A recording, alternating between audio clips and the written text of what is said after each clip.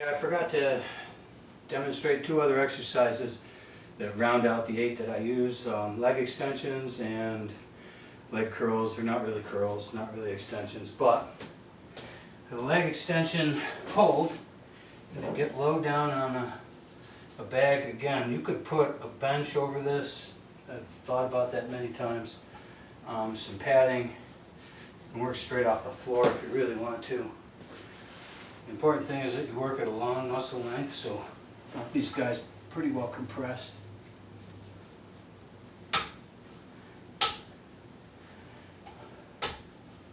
Normally I put a towel on here. It doesn't feel so good on bare legs, but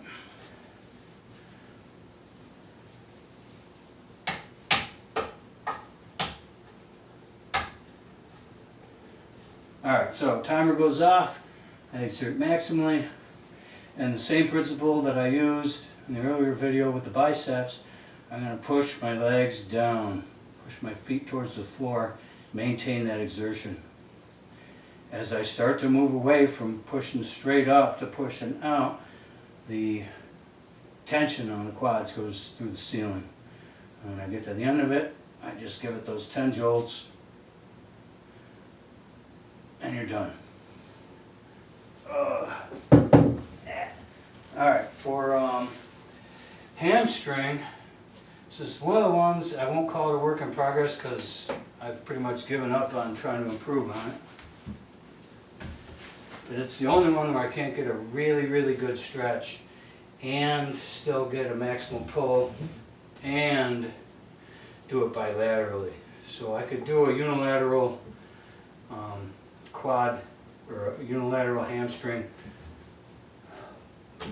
curl and maybe get a little more stretch on the muscle.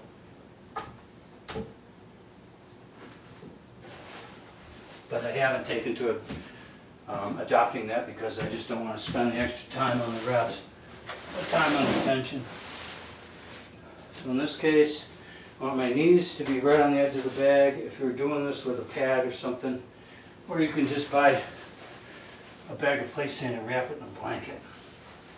I want to be forward where my heels are anchoring to the board. I want that forward of the anchor point.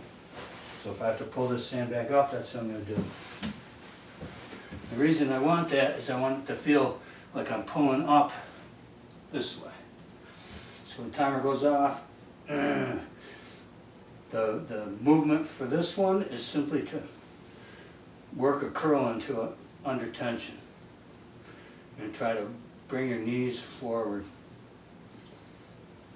while you're maintaining tension on the hamstrings.